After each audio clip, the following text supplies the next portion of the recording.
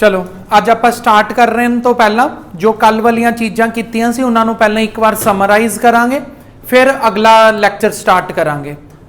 ठीक है, जिन्होंने ने कल नहीं लगाया सी उन्होंने भी बिल्कुल समरी तो बिल्कुल एन चंगी तरह समझ आ जाएगा, ताही अज वाले टॉपिक्स क्लीयर होणगे। देखो कल असी समझा सी refractive index, refractive index. Refractive index की चीज़ होंदी है, सारे नोट्स बना रहे हैं, जिन्ना भी कल समझाया सी ना 5 मिनट के अंदर सारे बोर्ड के उपर वो सारिया चीज़ां लिख रहे हैं। अगर कुछ लगे डाउट तो पूछना है तुसी अपने आप रोक के। रिफ्रैक्टिव इंडेक्स नू फाइंड आउट करन दा मैथड सीगा speed of light in medium 1 divided by speed of light in medium 2। जदों लाइट एक मीडियम तो दूसरे मीडियम के अंदर ट्रैवल करती है, तरुण बहुत अलर्ट होकर समझ, बुक नू छोड़ दे खैड़ा, बुक बोर्ड के उपर ध्यान दे, जो चीज़ नहीं समझ आ रही वो मेरे तो पूछ। जदों लाइट एक मीडियम तो दूसरे मीडियम के अंदर ट्रैवल करती है तो उसकी जिहड़ी स्पीड है वो चेंज हो जाती है। समझ आया? जिस मीडियम के अंदर उसकी स्पीड ज़्यादा हैगी है उस वाली स्पीड नू तुसी उपर लिख लो, और जिस मीडियम के अंदर स्पीड घट हैगी है उस मीडियम वाली स्पीड नू तुसी नीचे लिख लो। मनन सामने ध्यान दे, क्लीयर है इधर तक? फिर तुसी दोनों दी स्पीड्स दी रेशो निकाल लेनी है।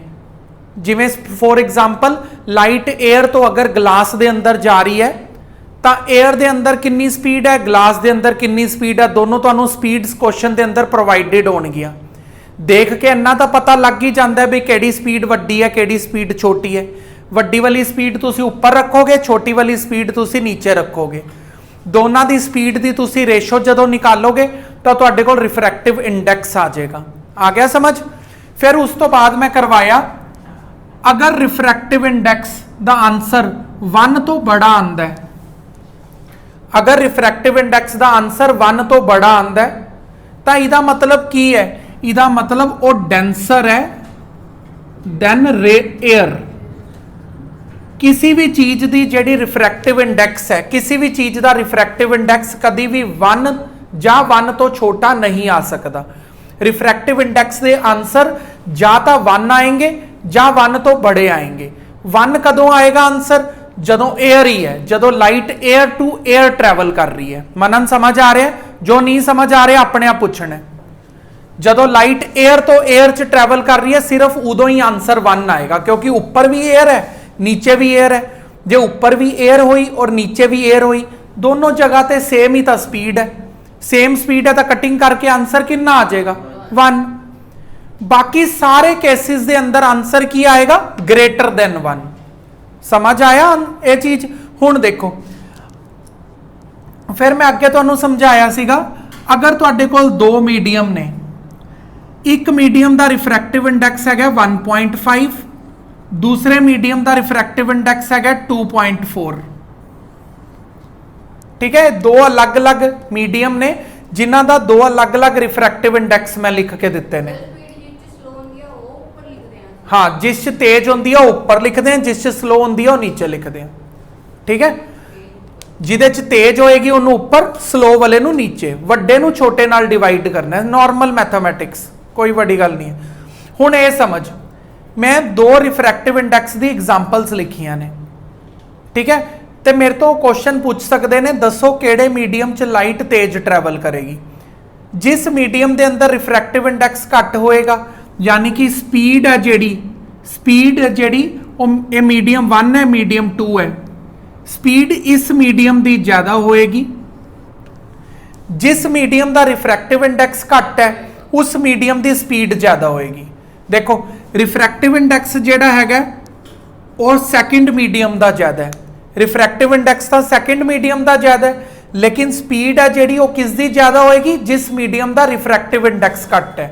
रिफ्रैक्टिव इंडेक्स घट होने दे नाल स्पीड इनक्रीज कर जाती है। समझ आ गया? एक कल यही समझाया सी मैं, रिफ्रैक्टिव इंडेक्स नू इनक्रीज करन नाल स्पीड डिक्रीज कर जाती है। तुहानू कोई डाउट है तो तुसी पूछ सकते हो। रे क्लीयर है? चलो अगे अज का टॉपिक फिर। अच्छा, होर भी हाले चीज़ां सिखाइयां सीगियां मैं। मैं तुहानू 3 चीज़ां सिखाइयां सी।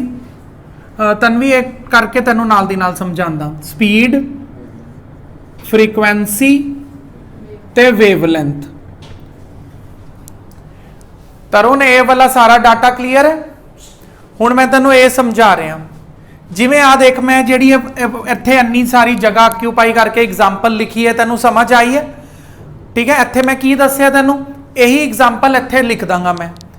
अगर किसी चीज़ का रिफ्रैक्टिव इंडैक्स ज़्यादा है ਜਾਂ घट है, उहदे नाल स्पीड के उपर सीधा फर्क पैंदा है।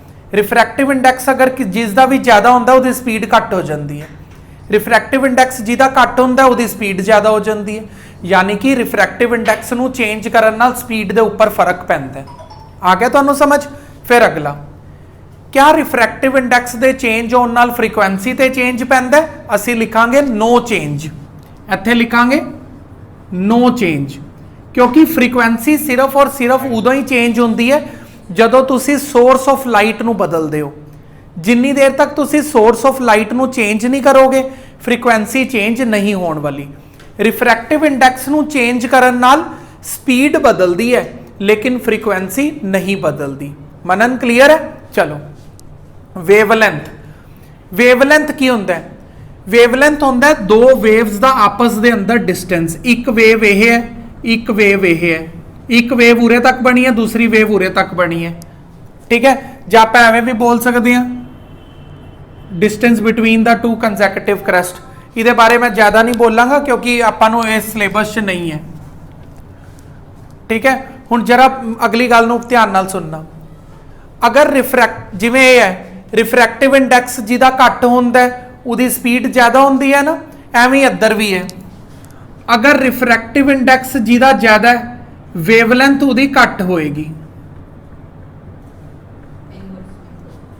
ठीक है, सेम स्पीड वाला फॉर्मूला है। अगर रिफ्रैक्टिव इंडैक्स ज्यादा हो गया, अगर रिफ्रैक्टिव इंडैक्स ज्यादा हो गया तो वेवलेंथ घट जाएगी, वेवलेंथ घटेगी स्पीड भी घट जाएगी। वेवलेंथ स्पीड नाल लिंक्ड है। ठीक है, सारा कल वाला टॉपिक सारे क्लियर ने? ठीक है, ये जो न्यू सिलेबस आया है उहदे अकॉर्डिंगली मैं तुहानूं दसदा, कोई भी पॉइंट या कोई भी टॉपिक लाइट चैप्टर चों तां कटिया नहीं होया। तो जो चीज़ मैं करवा रहा उस चीज़ को बहुत ध्यान नाल समझना है। अज रिफ्रैक्टिव इंडैक्स का पार्ट 2 आपां समझन लगे हैं, इनू ध्यान नाल समझना है। क्या नहीं, सारे टॉपिक मैं जदों ही वीडियो पोस्ट करांगा तेरे तो और मनन तो क्रॉस क्वेश्चनिंग करांगा। ठीक है, सब तो पहला तेरे तो, उहदे तो चाहे ना भी पूछा। चलो देखो, देखो बहुत ध्यान नाल समझना अज वाली क्लास। कल असीं समझिया सीगा भी रिफ्रैक्टिव इंडैक्स जिहड़ा हुंदा है उहदा फॉर्मूला की हुंदा है? Speed of light in air divided by speed of light in another medium. बहुत ध्यान नाल अज दी क्लास नूं समझना। देखो अज मैं सिंबल्स यूज किए ने। सी जिहड़ा सिंबल है, सिंबल सी, वो रिप्रजेंट करता है speed of light in air नूं, ते जिहड़ा सिंबल वी है वो रिप्रजेंट करता है speed of light in any another medium, air तो इलावा कोई भी मीडियम। इन्ना जानो समझ आया?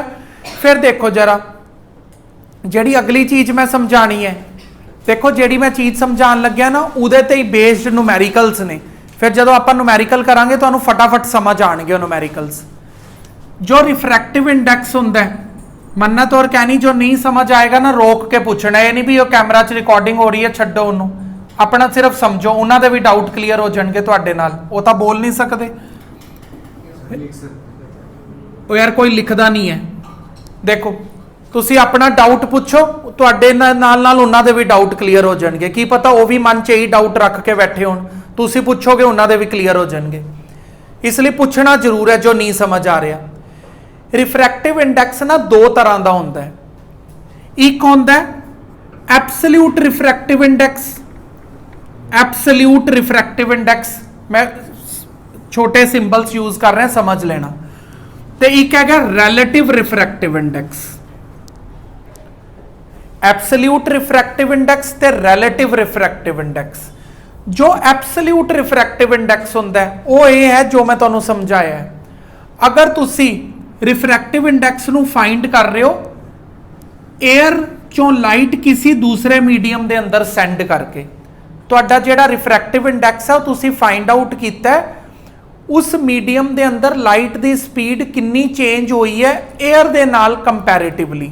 ਜਿਵੇਂ ਕਿ 에ਅਰ ਦੇ ਅੰਦਰ ਸਪੀਡ ਹੁੰਦੀ ਹੈ 3 × 10⁸ ਮੀਡੀਅਮ ਮੈਂ ਮੰਨ ਲੈਂਦਾ ਕੋਈ ਵੀ ਗਲਾਸ ਮੰਨ ਲੈਣਾ, ਗਲਾਸ ਦੇ ਅੰਦਰ ਇੰਨੀ ਸਪੀਡ ਹੋਗੀ। ਦੇਖੋ अगर तो मैं किसी भी मीडियम का रिफ्रैक्टिव इंडैक्स फाइंड आउट कर रहा एयर दे नाल कंपैरिजन करके, एयर दे नाल कंपेयर कर रहा मैं उस मीडियम के रिफ्रैक्टिव इंडैक्स नूं, तो उन्होंने बोलिया जाता है एब्सोल्यूट रिफ्रैक्टिव इंडैक्स। आ गया तुहानूं समझ। रैलेटिव रिफ्रैक्टिव इंडैक्स की हुंदा है, इत्थे की होएगा, इत्थे उपर लिखांगे मीडियम 1, नीचे लिखांगे मीडियम 2। इत्थे किते भी मैं एयर का नाम ही नहीं लवांगा, इधर एवें लगा लाइट जा रही है जी गलास तो वाटर दे अंदर, लाइट जा रही है टर्पेंटाइल तो अल्कोहल दे अंदर, लाइट जा रही है रिवर वाटर चो सी वाटर दे अंदर। इत्थे किते भी मैं एयर का नाम ही नहीं लवांगा। जदों मैं लाइट एयर तो किसी दूसरे मीडियम दे अंदर भेजा तो उन्होंने बोलते हैं एब्सोल्यूट। जदों मैं लाइट कोई एक एक्स्ट्रा दो अलग अलग मीडियम ने इंस्टेड ऑफ एयर तो उन्होंने की बोलिया जाता है रैलेटिव रिफ्रैक्टिव इंडैक्स। समझ आ गया की हुंदा है। इत्थे कभी भी उपर वाली जगह ते एयर नहीं आएगी, इत्थे उपर वाली जगह ते कोई भी मीडियम आ सकता है, बस उपर केड़ा वाला मीडियम लिखोगे जिस दोनों के कंपैरेटिवली जिहदे अंदर लाइट की स्पीड ज़्यादा हैगी है। वे ये तो मैं एग्जाम्पल दे के लिखिया ग्लास एंड वाटर, हो सकता है वाटर की स्पीड ज़्यादा होए ग्लास की घट होए, जिसकी भी स्पीड ज़्यादा होगी है उन्होंने उपर लिख लेना, दूजे वाले नूं नीचे लिख लेना। आ गया तुहानूं समझ। बस इहदे विच इक्को ही पॉइंट समझण वाला होंदा है। मनन तैनूं कोई डाउट हैगा? चलते हैं आपां नैक्सट टॉपिक दे उपर। फिर क्या हो गया? देखो इहदा डाउट पूछ लेंदे हुण। एक दिव्यम कह रहे हैं भी तुसी एग्जाम्पल दिती है लाइट ग्लास तो वाटर दे अंदर जा रही है, लाइट ये कह रहे हैं भी ये तो दोनों ही डेंसर मीडियम ने, ये गलत है। देखो कोई भी दो मीडियम एक जैसे नहीं होंगे, हर मीडियम की जो डेंसिटी होंदी है वो डिफरेंट डिफरेंट होंदी है। समझते हो ना तुसी? दो ग्लास की क्या डेंसिटी वाटर जिन्नी होएगी? नहीं। वाटर की डेंसिटी ग्लास जिन्नी होएगी? नहीं। दोनों मीडियम की अलग अलग डेंसिटी है। जे दोनों की डेंसिटी अलग अलग है फिर जिहदी डेंसिटी घट होएगी उन्होंने असी रेयर च काउंट करांगे, जिहदी डेंसिटी ज़्यादा होएगी उन्होंने डेंसर च काउंट करांगे। हमेशा असी एयर नूं ही रेयर थोड़ी ना बोलते हैं, एयर नूं रेयर उदों बोलांगे जदों असी एब्सोल्यूट रिफ्रैक्टिव इंडैक्स निकालते पे हैं। जे असी रैलेटिव रिफ्रैक्टिव इंडैक्स निकाल रहे हैं उत्थे तो एयर है ही नहीं है, उत्थे तो दो अलग अलग मीडियम ने, तो वो दो अलग अलग मीडियम के विचों देखो किहदी डेंसिटी ज़्यादा है, जिहदी डेंसिटी ज़्यादा उन्होंने कहो डेंसर, जिहदी डेंसिटी घट है उन्होंने कहो रेयरर। आ गया समझ। तो रेयर वाले नूं हमेशा उपर रखना क्योंकि रेयर वाले दे अंदर ही लाइट की स्पीड ज़्यादा होएगी। क्या नहीं? अच्छा तेरा डाउट सी क्लीयर हो गया। चलते हैं आपां नैक्सट चीज़ दे उपर। चलो इस टॉपिक नूं अगे लैके चलते हैं। हुण तक सानू ये समझ आ गया ये सिंबल रिफ्रैक्टिव इंडैक्स का सिंबल है और इहदा फॉर्मूला की हुंदा है? Speed of light in medium 1 divided by speed of light in medium 2। तुहानू लगेगा मैं बार बार यही कराई जा रहा, ठीक है? बुक भी बार बार यही करवा ताही तुहाडे कंसैप्ट पूरे होणगे। हर बार तुसी ये देखना अगर मैं बार बार यही चीज़ कराई जा रहा कुछ ना कुछ नवा भी ऐड कर रहा होवांगा। पिछली बार एब्सोल्यूट एंड रिलेटिव ऐड करता विच वही चीज़ सिखाते सिखाते। हुण देखना इस बार देखो लभना मैं की ऐड किया है। देखो इधर रिफ्रैक्टिव इंडैक्स का फॉर्मूला लिख लिया, तुहानू याद भी करवाता मैं। Speed of light in medium 1 divided by speed of light in medium 2। समझ आया? देखो इनू किवें लिखदे हैं एवें, इहदे पैर च लिखने ने 1 ते 2 रे। इहदा मतलब अगर ये चीज़ लिख के आई पी है एवें, इहदा मतलब की होएगा? इहदा मतलब होएगा लाइट पहले मीडियम तो दूसरे मीडियम च जांदी पई है। अगर एवें लिखिया होया इहदा मतलब होएगा लाइट दूसरे मीडियम चो पहले मीडियम च आ रही है। हुण तुसीं जिवें स्विमिंग पूल दे विच कोई क्वाइन गेरता, क्वाइन एक ऑब्जैक्ट है, तुहाडीआं आईज एयर च ने, ऑब्जैक्ट डेंसर मीडियम यानी कि पानी दे अंदर है, तो लाइट दूजे मीडियम चो पहले मीडियम च आ रही है। आ गया? मतलब कोई भी सिचुएशन नूं तुसीं अपने आप एग्जाम्पल बना के देख लो। 1 and 2 and 2 and 1 का की मतलब होंदा है, समझ आया मनन? क्लियर है? अगर मैं ए लिखिया पे तो इहदा फॉर्मूला ए होएगा, अगर मैं ए लिखिया पे तो इहदा फॉर्मूला की होएगा, उत्थे 2 लिखना पएगा, नीचे 1 लिखना पएगा। समझ आया? पर हाले रुको। अच्छा देखो बुक इस चीज नूं ना किवें समझांदी है, देखो बहुत ध्यान नाल समझना।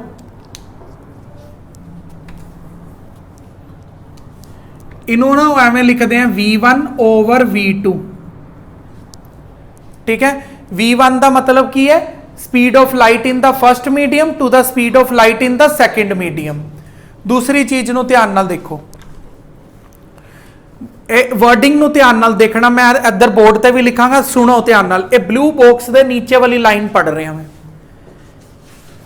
कह रहे हैं इस चीज नु represent the refractive index of the second medium with respect to the first medium. इनू समझो, देखो स्पीड बारे तो असी लिखता उरे, ये कहता इस सिंबल का मीनिंग है, जिन्हों नहीं समझ आएगा ना पूछ लेना, क्योंकि ये चीज ना थोड़ी जी कन्फ्यूजिंग है, कई बार पहली बार समझ नहीं आती। इहदे दो मीनिंग ने, इस सिंबल दे दो मीनिंग ने। पहला सिंबल बड़ा आसान, पहले सिंबल का मीनिंग है लाइट है जिहड़ी वो पहले मीडियम तो दूसरे मीडियम च जा रही है, ये पहला मीनिंग हो गया, बड़ा आसान वाला। दूसरा मीनिंग की है? दूसरा मीनिंग है वो कहता ये जिहड़ा विचकार पिया होया रिफ्रैक्टिव इंडेक्स है, ठीक है। रिफ्रैक्टिव इंडेक्स किहदा रिफ्रैक्टिव इंडेक्स? ए मीडियम 2 दा रिफ्रैक्टिव इंडेक्स है विद रिस्पेक्ट टू मीडियम 1। इहदा मतलब है असी जिवें मान लो भी लाइट एयर तो ग्लास दे अंदर जा रही है, लाइट एवें लिखदा मैं, देखो लाइट एयर तो, ए दा मतलब एयर है, जी दा मतलब ग्लास है। लाइट एयर तो किदे अंदर जा रही है? ग्लास दे अंदर जा रही है। तो इनू मैं अगर दसना होए इस सिंबल का की मतलब है, इत्थे चाइनीज नहीं लिखी हुई, फिजिक्स की लैंग्वेज है, इसका की मतलब है this is the refractive index of glass with respect to air. Punjabi च दा की मतलब है भी असी ग्लास का रिफ्रैक्टिव इंडेक्स तुहानू दस रहे हैं एयर दे नाल कंपेयर करके। रिफ्रैक्टिव इंडेक्स का मतलब की होंदा है? लाइट की जिहड़ी स्पीड है उहदे अंदर इन्नी कमी आई है। हुण जिवें ग्लास का रिफ्रैक्टिव इंडेक्स कितना है? 1.5, ठीक है। तो ये की दसणगे? This is the refractive index of glass with respect to air. ये असी 1.5 किवें लभ्या है? ये असी 1.5 एवें लभ्या है, असी एयर की स्पीड नूं उत्ते रखिया, ग्लास की स्पीड नूं नीचे रखिया और इहदे नाल ये कटिंग की, साडे कोल आंसर आया 1.5। देखो तुसी एयर की स्पीड नूं उपर रखिया ना, तो इस चाइनीज सिंबल का यही मतलब, चाइनीज चुइनीज नहीं, फिजिक्स के सिंबल है। तुहानू दोनों मीनिंग क्लीयर हो गए? पहली बार च आए नहीं समझ के, दोबारा समझावा? आ गया? पहला मीनिंग है the light is going from first medium to the second medium. एक तो एवें अग्यों दी एवें पढ़ते हैं, पिछों दी किवें पढ़ते हैं? It is the refractive index of the second medium with respect to the first medium. अच्छा देखो अगर एवें लिख देना हो तां की बोलांगे? It is the refractive index of the first medium with respect to the second. अगर तुहानू रिफ्रैक्टिव इंडेक्स की पढ़ाई करनी है तो पिछों दी करांगे, अगर स्पीड की पढ़ाई करनी है तो इधरों दी पढ़ांगे। स्पीड किवें पढ़ांगे? The speed of light the first medium to the speed of light in the second medium. अगर रिफ्रैक्टिव इंडेक्स के बारे बोलोगे तो refractive index of the second medium with respect to the first. With respect मतलब की होंदा है? जिहदे नाल असीं कंपैरिजन करके इहदा रिफ्रैक्टिव इंडेक्स फाइंड आउट कीता है। क्लीयर है? चलते हैं इधर न्यूमेरिकल्स दे ऊपर जरा। हुण नोट थोड़ा जा पढ़ रहे हैं, फिर न्यूमेरिकल्स प्रैक्टिस करते हैं, हाले बुक च न्यूमेरिकल्स आए नहीं। If the refractive index of the medium 1 and medium 2 are same, speed of light in both the medium is same. कितनी नॉर्मल जी गल बोली है उसने। वो कह रहा है भी दोनों मीडियम दे अंदर दोनों मीडियम दे अंदर जेड़ा रिफ्रैक्टिव इंडैक्स अगर सेम है तो इसका मतलब स्पीड भी सेम होने वाली है, उसके अंदर कोई बदलाव नहीं आने वाला। देखो जिमें लाइट एयर तो एयर च ही तो ट्रैवल कर रही है, एयर का तो सेम ही रिफ्रैक्टिव इंडैक्स है, तो उसके अंदर स्पीड थोड़ी ना बदल जाएगी। मीडियम बदलो तभी स्पीड बदलाव देखोगे, ठीक है। एवं इन्हें नोट च समरी लिए लिखता होना। हाँ सो देखो ध्यान नाल समझो, ray of light will pass from the medium 1 to medium 2 without the change in its path, even the angle of incidence in the medium 1 is not 0। इसका मतलब ध्यान नाल समझना, कैनी तू भी सुन, ये मीडियम 1 है मीडियम 2 है, ये लाइट किसी एंगल ते आ रही है, मनन इस लाइन नू की कहने आ नॉर्मल, ए वाले एंगल नू इंसीडेंस एंगल कहने आ। कहंदा अगर ए वाले मीडियम दा और इस मीडियम दा रिफ्रैक्टिव इंडैक्स सेम निकल गया, दोनों का रिफ्रैक्टिव इंडैक्स अगर सेम है तो स्पीड दे अंदर जरा भी चेंज नहीं आएगा, ये बिल्कुल एवं सीधा चली जाएगी, कोई अपना पाथ चेंज करे बिना, ठीक है ठीक है। हुण कहंदा जो मैं कंडीशन तुहानू ये दसी है, इहदियां ऐसियां टोटल 2 कंडीशनस ने। एक कंडीशन के बारे असी पहला पढ़िया सीगा, अगर मनन तैनू याद होए, अगर लाइट नू असी नॉर्मली फॉल करवाइए, लाइट नू नॉर्मल रे दे उपर ही बना दिए तो भी अनडेविएटेडली निकल जाएगी। कंडीशन नंबर 2 मैं ये लिखती, अच्छा कंडीशन नंबर 2 ये है, उसमें ग्लास था और उसमें देखो इत्थे चाहे मीडियम्स अलग अलग होण, इत्थे एयर है इधर ग्लास है, ठीक है, मीडियम अलग अलग ने लेकिन लाइट नॉर्मली फॉल कर रही है। अगर कहनी लाइट नॉर्मली फॉल करेगी वो इंसीडेंट रे दे नाल एंगल कितना बनाएगी 0 डिग्री, क्योंकि इंसीडेंट रे दा नॉर्मल दे नाल एंगल बनना चाहिए। अगर इंसीडेंट रे नॉर्मल दे ऊपर ही ओवरलैप कर रही है तो एंगल आई कितना रहेगा 0। इस केस दे विच भी लाइट अनडेविएटेडली चली जाएगी। होर की दसदा फर्स्ट केस दे विच की है, हाँ इस केस दे विच की कहंदे रिफ्रैक्शन तैनू देखण नू ही नहीं मिलेगी। अगे ले चलदे हां हुण,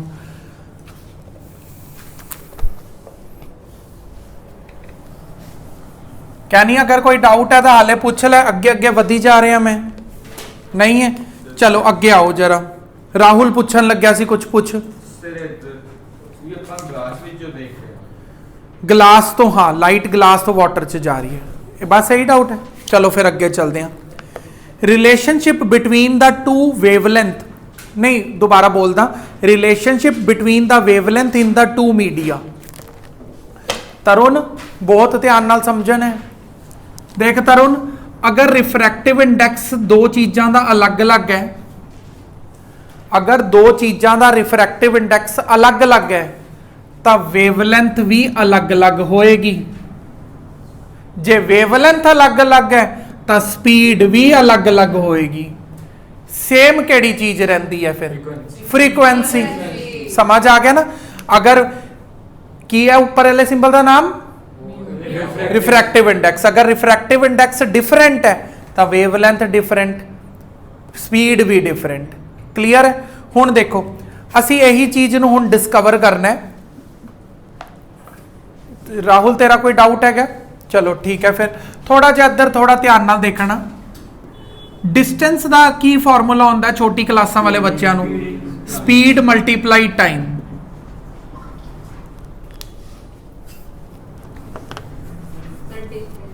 ठीक है, डिस्टेंस का फॉर्मूला स्पीड मल्टीप्लाई टाइम होंदा है। डिस्टेंस नूं ना असी गिणदे हां इत्थे एवें वेव ऑप्टिक्स दे अंदर, मतलब डिस्टेंस की है?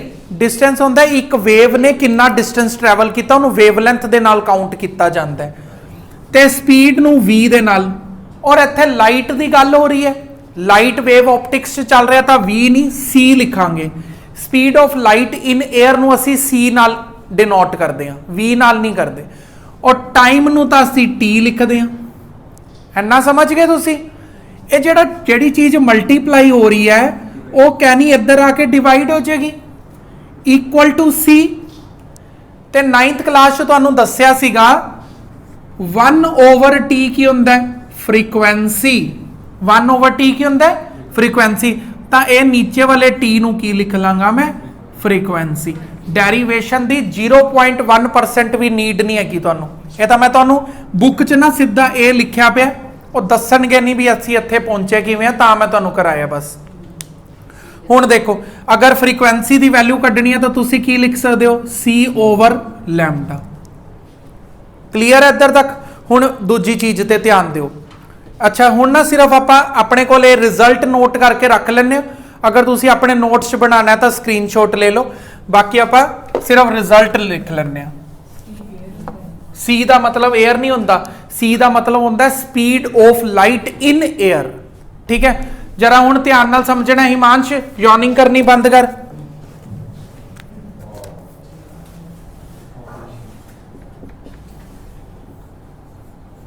ਦੇਖੋ ਜਰਾ, ਤੁਸੀਂ ਐਂਡ ਰਿਜ਼ਲਟ ਤੇ ਉੱਪਰ ਧਿਆਨ ਦੇਣਾ ਬਸ। ਉਹ ਡੈਰੀਵੇਸ਼ਨ ਮੈਂ ਕਿਵੇਂ ਕੀਤੀ ਉਹ ਮੈਂ ਤੁਹਾਨੂੰ ਦੱਸ ਚੁੱਕਿਆ। ਤੁਹਾਨੂੰ ਤਾਂ ਕਦੀ ਵੀ ਕੋਈ ਐਗਜ਼ਾਮੀਨਰ ਪੁੱਛੇਗਾ ਨਹੀਂ, ਲੇਕਿਨ ਤੁਹਾਡੇ ਦਿਮਾਗ ਨੂੰ ਪਤਾ ਹੋਣੀ ਚਾਹੀਦੀ ਵੀ ਹਾਂ ਵੀ ਐਸਾ ਕੋਈ ਚੀਜ਼ ਹੁੰਦੀ ਹੈ।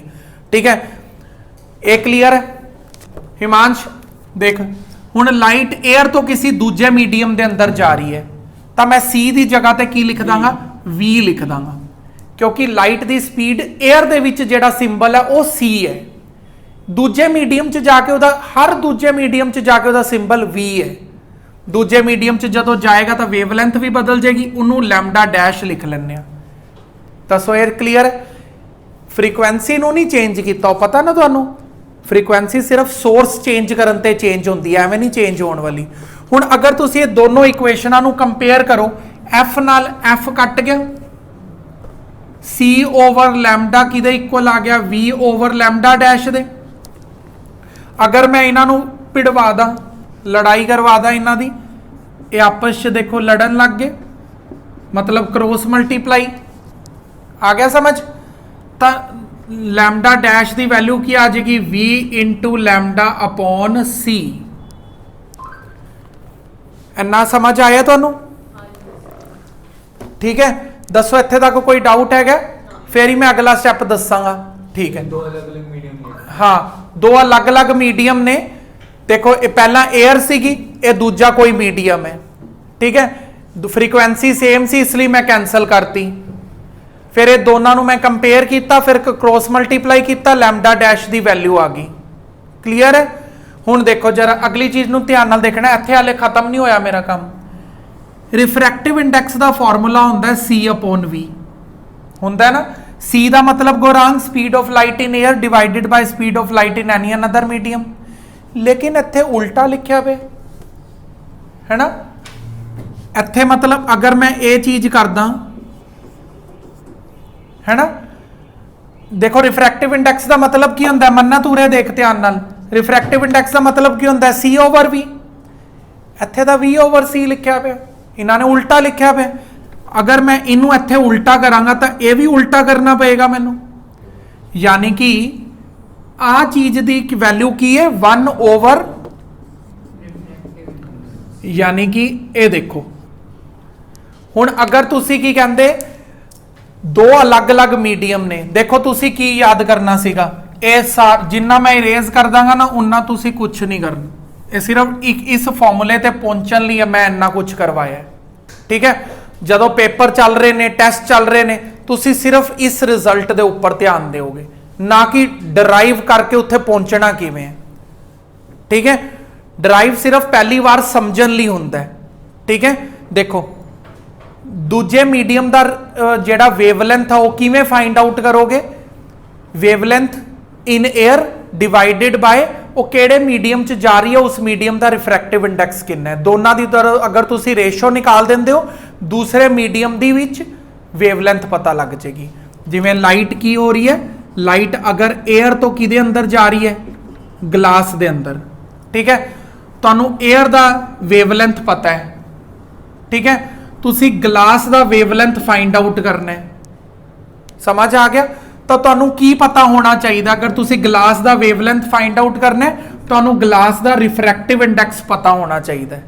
ਤੁਹਾਡੇ ਕੋਲੇ ਦੋ ਚੀਜ਼ਾਂ ਗਿਵਨ ਹੋਣਗੀਆਂ, ਜਿਵੇਂ ਆ ਤੁਸੀਂ ਫਾਈਂਡ ਕਰਨਾ ਹੈ, ਤੁਹਾਨੂੰ ਦੋਨੋਂ ਚੀਜ਼ਾਂ ਗਿਵਨ ਪ੍ਰੋਵਾਈਡਡ ਹੋਣਗੀਆਂ। ਤੁਸੀਂ ਬਸ ਦੋਨਾਂ ਨੂੰ ਡਿਵਾਈਡ ਕਰਕੇ ਉਸ मीडियम ਦਾ और वेवलेंथ निकाल लेनी है बस ईजी है बहुत चीज सर एयर का कहते हैं तो उसका लिखना था हाँ ਜਾਂ ਕਈ ਦੇਖੋ 1 2 3 ਚੀਜ਼ਾਂ ਹੈਗੀਆਂ ਨੇ ਤਿੰਨ ਦੇ ਵਿੱਚੋਂ ਦੋ ਤੁਹਾਨੂੰ ਗਿਵਨ ਦੇਣਗੇ ਤੀਸਰੀ ਤੋਂ ਤੁਸੀਂ ਨਿਕਾਲ ਲੋਗੇ ਨਾ ਥੋੜਾ ਮਲਟੀਪਲਾਈ ਕਰਕੇ ਕੁਝ ਨਹੀਂ ਔਖਾ ਹੈਗਾ ਇੱਧਰ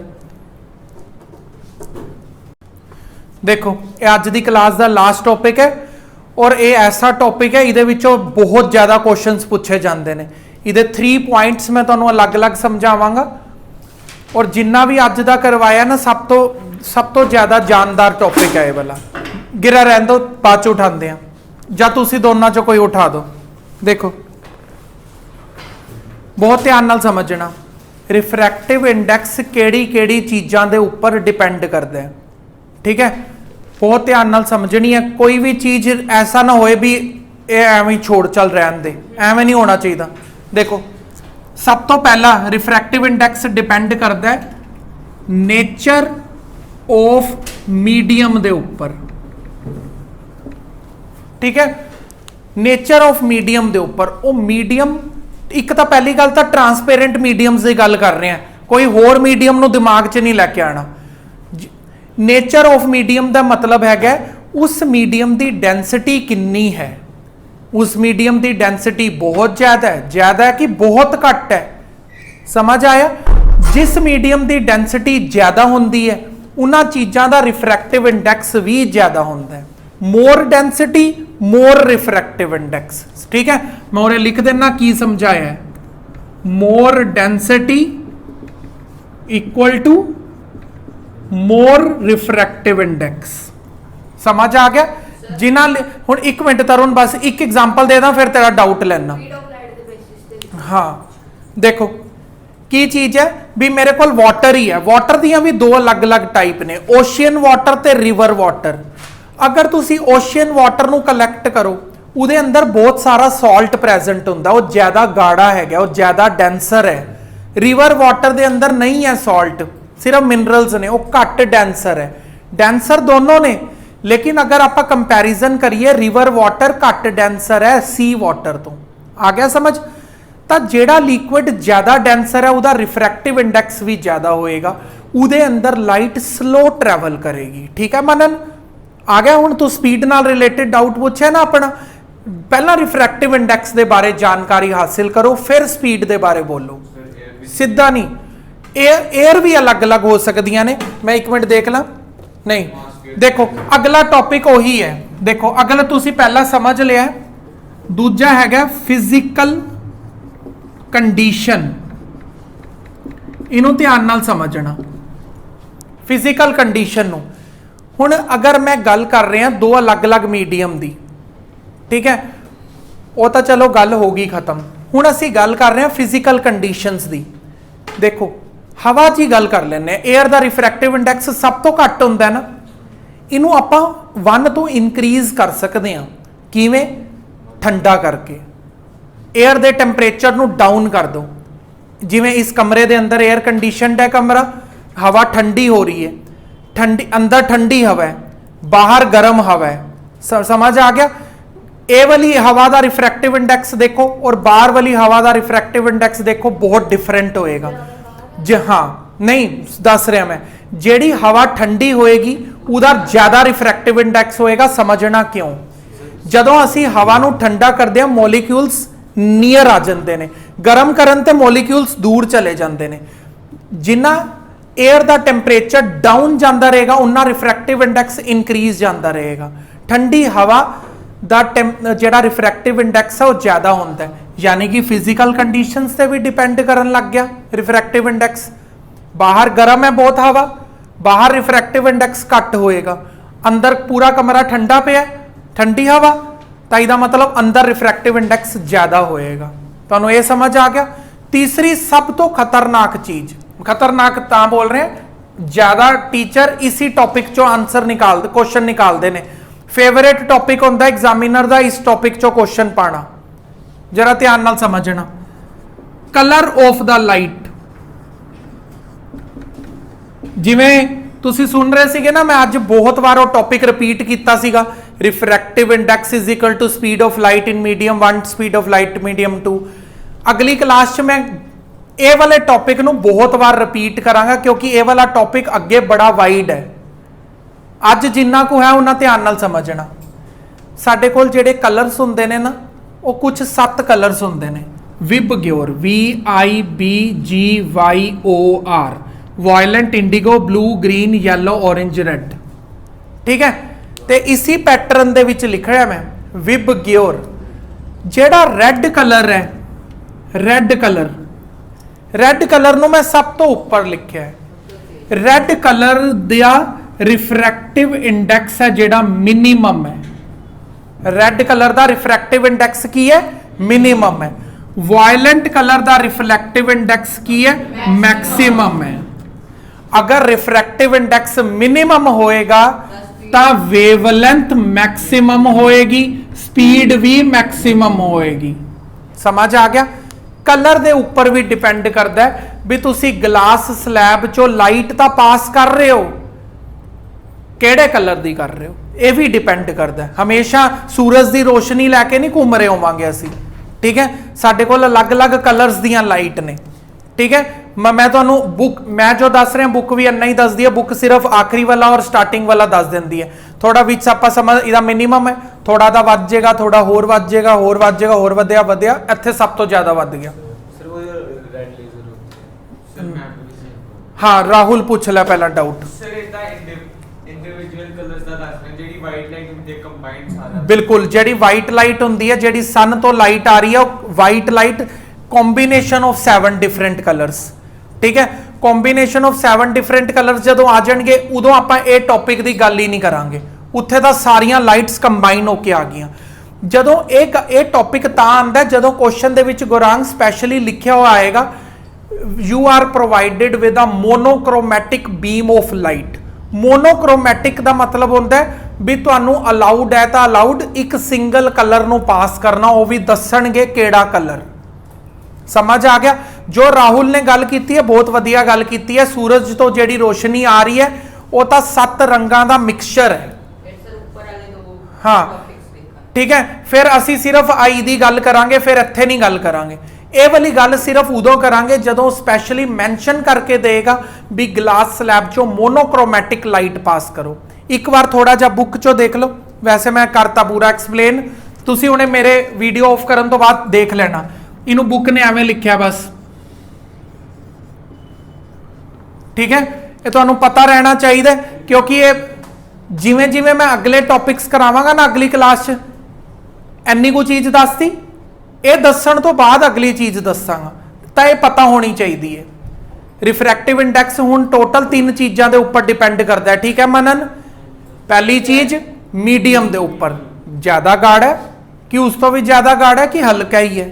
ਜਿੰਨਾ ਜ਼ਿਆਦਾ ਡੈਂਸਰ ਹੋਏਗਾ उतना ज़्यादा रिफ्रैक्टिव इंडेक्स होने वाला है। ठीक है हिमांश, टेम्परेचर कैसा है उस मीडियम का, ठीक है, उसकी फिजिकल कंडीशन की है, गर्म है ठंडा है कि बहुत गर्म है, बहुत गर्म होएगा तो रेयर मीडियम, ठीक है। हवा एक रेयर मीडियम है, उसी ਨੂੰ ਡੈਂਸਰ ਬਣਾਇਆ ਜਾ ਸਕਦਾ ਹੈ, ਕਰ ਦੋ ਠੰਡਾ ਕਰ ਦੋ ਉਸ ਨੂੰ, ਜਿੰਨਾ ਠੰਡਾ ਕਰ ਸਕਦੇ ਹੋ ਠੰਡਾ ਕਰ ਦੋ, ਉਹ ਵੀ ਡੈਂਸਰ ਮੀਡੀਅਮ ਬਣ ਜਾਏਗੀ।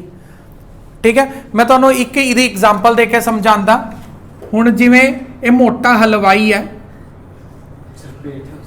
नहीं ये तो उसकी कढ़ाई लगी हुई है, ये कढ़ाई ते तल रहे समोसे, ठीक है, ये कढ़ाई ते तल रहे समोसे और राहुल इत्थे समोसे लेन आया है,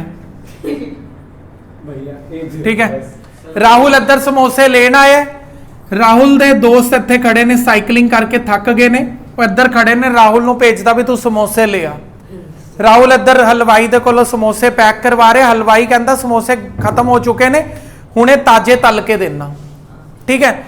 इन्हें समोसे पाए और एक कढ़ाई दे अंदर, कढ़ाई चो वेपर्स निकल रहे ने, कढ़ाई चो वेपर्स निकल रहे ने, ठीक है, किदे वेपर्स, ऑयल दे वेपर्स निकल रहे ने, ऑयल कितना गर्म है, ऑयल दे वेपर्स निकल रहे ने, जिस दे कारण की होया इत्थे सारी दी सारी हवा बहुत ज्यादा की हो चुकी है, गर्म हो चुकी है। राहुल इधरों दी अपने दोस्तां नूं देख रहे, ये दोस्त ऐ झूल रहे ने, ये राहुल ਨੂੰ ਲੱਗਿਆ ਵੀ ਸਾਈਕਲਿੰਗ ਕਰਕੇ ਆਏ ਨੇ, ਪਤਾ ਨਹੀਂ ਕੀ ਕਰਕੇ ਇਹ ਝੂਲਣ ਲੱਗ ਗਏ, ਐ ਅੱਗੇ ਪਿੱਛੇ ਹਿਲ ਰਹੇ ਨੇ, ਐਸਾ ਕਿਉਂ ਹੋ ਰਿਹਾ?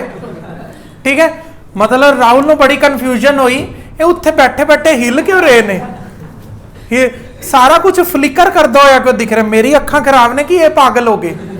ठीक है, तो ਉਹਦਾ रीजन की है, देखो राहुल देख रहा है बहुत ही गर्म हवा चो ठंडी हवा च ਉਹਦੇ दोस्त खड़े ने, ਇੱਥੇ हवा बड़ी गर्म है, दोस्तों के कोल ਜਿਹੜੀ हवा वो बड़ी ठंडी है, अलग अलग ने ना टैंपरेचर, ਇਹਦੇ कंपैरेटिवली तो उरे ठंडी हवा है। ਜਦੋਂ रोशनी गर्म हवा तो ठंडी हवा च पास करेगी, रेयर मीडियम तो डेंसर मीडियम च जाएगी, तो की हो जाएगा, लाइट अपना रास्ता चेंज करेगी ना, ते ਇਹ वाले ਜਿਹੜੇ वेपर्स ने ये मूव कर रहे ने, ये कंटिन्यूसली मूवमेंट दे अंदर ने, ਤਾਂ ਕੀ ਹੋਏਗਾ, ਇਹ ਇਹਦੇ ਦੋਸਤ ਫਲਿਕਰਿੰਗ ਕਰਦੇ ਹੋਏ ਦਿਖਾਇਆ ਮੈਂ, ਝੂਲਦੇ ਹੋਏ ਦਿਖਾਈ ਦੇਣਗੇ, ਤਾਂ ਇਹਨੂੰ ਲੱਗੇਗਾ ਇਹ ਪਤਾ ਨਹੀਂ ਕੀ ਕਰ ਰਹੇ ਨੇ। ਫਿਲਟਰ ਵੀ ਹੈ ਨਾ। ਸਮਝ ਆ ਗਿਆ ਤੁਹਾਨੂੰ?